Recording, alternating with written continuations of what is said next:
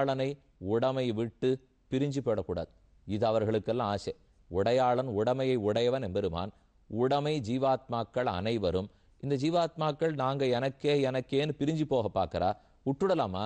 இந்த உடைமையை கொண்டு போய் உடையவனிடத்தில் சேர்த்து வைக்க வேண்டும். அவன் சொத்து குடையவன், இவெல்லாம் சொத்தை கொண்டு போய் சொத்து குடையவனத்தில் சேர்க்க வேண்டாமோ? இவ உபதேசம் பண்ணாம இருந்துட்டா நமக்கு நல்லது தெரியாமலே போடுமே. அதுக்கு தான் பிரஹ்லாதன் அமர்ந்தான். அசுரப்பிள்ளகாள் வாருங்கோள். 6வது அத்தியாயம். கௌமார ஆச்சரேத் பிராஜ்ஞா தர்மான் பாகவதானிக துர்லபம் மானுஷன் ஜன்ம ததப்யத்ருவம் அர்த்ததம் யதாகி புருஷஸ்யேக விஷ்ணோஹோ பாதோபசர்ப்பணம் யதேவ சர்வபூதானாம் பிரிய ஆத்மேஸ்வரஹா சுகிருது. பிள்ளைகளே, மனித உடலோடே பிறப்பது, அது அசுர பிறவியோ மனித பிறவியோ தெய்வ பிறவியோ, அது அத்தனை அரிதரிது. மானிடராய் பிறத்தல் அரிது. ஆனா இந்த உடலை பெற்றுட்டு நீங்க வீணாக்குறீங்களே. குழந்தைகள்லாம் கேட்டா, என்ன நாங்க வீணாக்குறோம் இப்போ? ஆமா, நமக்கு கொடுக்கறதே சாஸ்திரம் கொடுத்திருக்கிற ஆயுள் 100 வயது. வேத நூல் பிராயம் 100 மனுஷர்தாம் புகவரேலும் பாதியும் உறங்கி போகும் நின்னையு 15 ஆண்டு பேதை பாலகன் அதாகும் பிணி பசி மூப்பு துன்பம் ஆதலால் பிறவி வேண்டேன் அரங்கமான அருளானே. தொண்டரடிப்புடியாழ்வார் சாதிக்கிறார், எனக்கு கிடைச்சிருக்கிற வயசே 100, அதுக்குள்ள பாதி வருஷத்தை தூங்கி கழிச்சிட போறேன். அதுவும் ராத்திரியில மட்டும் தூங்கினா 50 வருஷம் மிஞ்சும், பகல்லையும் சேர்த்து தூங்க ஆரம்பிச்சேன்னா 15 வருஷம் தான் மிஞ்சும். நின்னையு 15 ஆண்டு மிச்சம் இருக்கிற 15ன்னார்.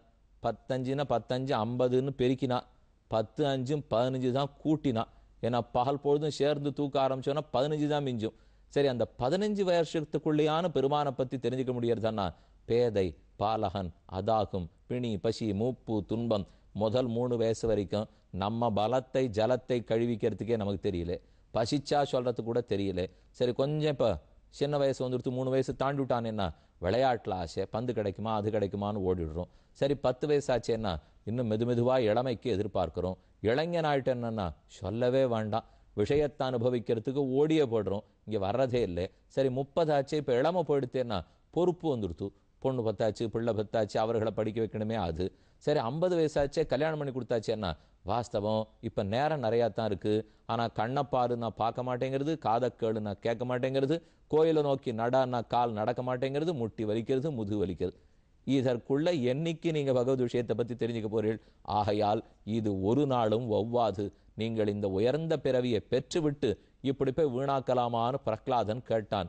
இந்த கேள்வி அன்றிருந்த அசுர குழந்தைகளுக்கு மட்டுமல்ல, இந்த கேள்வி நம் ஒத்தொத்தரையும் பார்த்து நம் நெற்றி பொட்டில் தெரிக்கிறா போலே பிரஹ்லாதன் கேட்ட கேள்வி.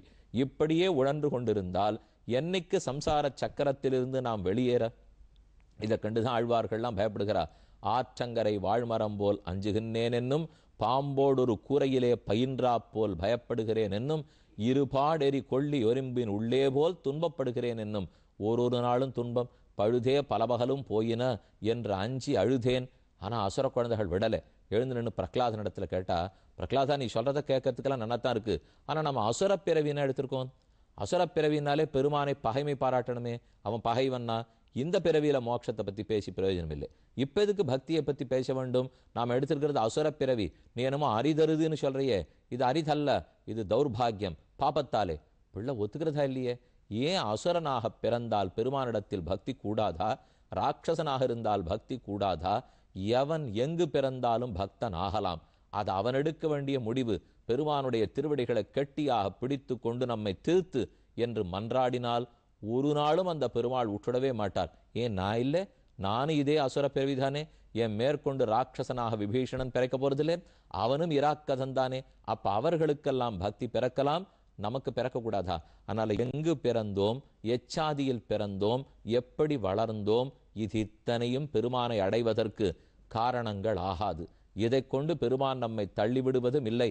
குழந்தைகளே, நீங்க தப்பா புரிஞ்சிருக்கீர்கள். பும்சோ வருஷசதம் ஹி ஆயுஹு ததர்த்தம் ச அஜிதாத்மனஹ நிஷ்பலம் யதசௌ ராத்ரியாம் சேதேந்தம் பிராபிதஸ்தமஹ முக்தஸ்ய பால்யே கௌமாரே கிரீடத்தோ யாதி விம்சதிஹி. சிறு குழந்தைன்னு தள்ளிவிடுறோம், அப்புறம் பாலன்னு தள்ளிவிடுறோம், குமாரன்னு தள்ளிவிடுறோம், இளைஞன்னு தள்ளிவிடுறோம், வயசாயிடுத்துன்னு தள்ளிவிடுறோம். அப்புறம் எப்பதான் பெருமானை பற்றி கற்றுக்கொள்வது? கோ கிருஹேஷு புமான் சக்தம் ஆத்மானம் அஜிதேந்திரியா ஸ்நேகபாஷை திருடைர் பத்த முத்சஹேத் விமோச்சிதம் திரும்ப திரும்ப பாசத்துக்குள்ள பிணைக்கப்படுறதுக்கு முயற்சி பண்றோமே தவிர இந்த பாசக்கயிற்று ஆயிற்றென்று வெளியில வர்றதுக்கு ஒண்ணும் பண்ணலையே. கோன்வர்த்த திருஷ்ணாம் விசஜேத் பிராணேபியோபி ய ஈப்சிதா எம் கிரீணாத்யசுபிஹி பிரேஷ்டை தஸ்கரஹ சேவகோ வணிக்கு. நம்முடைய கண்ணு காது முதலான புலன்கள் எல்லாம் திருடர்களைப் போல நம்ம சொத்தை திருடிண்டு போயிட்டே இருக்கு. அதை பார்க்கவே மாட்டேங்கிறோமே. கண்ணையும் காதையும் மனத்தையும் பெருமானிடத்தில் வைக்க வேண்டும். நஹ்யச்சுதம் பிரீணயதோ பஹ்வாயாசோசுராத்மஜாக ஆத்மத்வாது சர்வபூதானாம் சித்தத்வாதிக சர்வதா.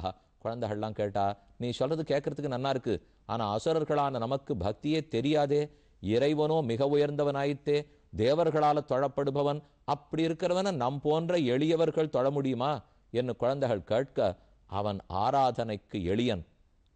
ஏன் அவனை ஆராதிக்கிறது கஷ்டம் நினைக்கிறீர்கள்? அவனோ பத்திரம் புஷ்பம் பலம் தோயம் யோமே பக்தியா பிரயச்சதி. அது ஒரு இலையோ ஒரு பழமோ ஒரு பூவோ ஒரு தண்ணீரோ காட்டினால் போதும். என் இருக்கக்கூடியவன் தான் இறைவன். பரிவதில் ஈசனை பாடி விரிவது மேவலுருவீர் பிரிவகையின்னி நன்னீர் தூய் புரிவதுவும் புகைப்பூவே. பெருமானை ஆராதிக்கிறது கஷ்டம் இல்லை, யாரும் ஆராதிக்கலாம், எளிதில் ஆராதிக்கலாம். அந்த கவலையால நீங்க விலகி போட வேண்டாம். இன்னி வரைக்கும் பாப்பம் இருக்கே, ஆராதிக்கலாமான்னு கவலைப்பட வேண்டாம். பாப நாசகனே எம்பெருமான் தான். மேலும் பராவரேஷு பூதேஷு பிரம்மாந்த ஸ்தாவராதிஷு பௌத்திகேஷு விகாரேஷு பூதேஷ்வத மகத்சுச்ச. என்னிலும் உன்னிலும் தூணிலும் துரும்பிலும் அனைத்திலும் பெருமான் உள்ளான். எப்ப எனக்குள்ள இருக்கும் உனக்குள்ள இருக்கானோ, நாம அனைவருமே பொதுதானே, ஏன் பக்தி பண்ணக்கூடாது? வாருங்கோள், நான் சொன்ன நாராயண நாமத்தை உங்களுக்கும் சொல்லித்தரேன், நீங்களும் நாராயண நாமத்தை சொல்லுங்கோள், உஜ்ஜீவனம் அடையலாம் என்ன பிரகலாதன் அசுர குழந்தைகளுக்கு போதிக்க ஆரம்பித்தான். ஒத்தொத்தரா குழந்தைகள் மாற ஆரம்பிச்சுட்டா. அனைவரும் பிரகலாதன் சொன்னத்தையே கேட்க ஆரம்பிச்சுட்டா.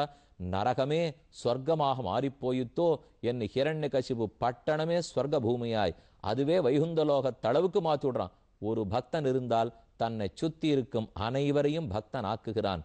நாமும் பிரகலாதன் திருவடி பணிந்தே பக்தி எதிர்பார்ப்போம். ஒரு முக்கிய அறிவிப்பு.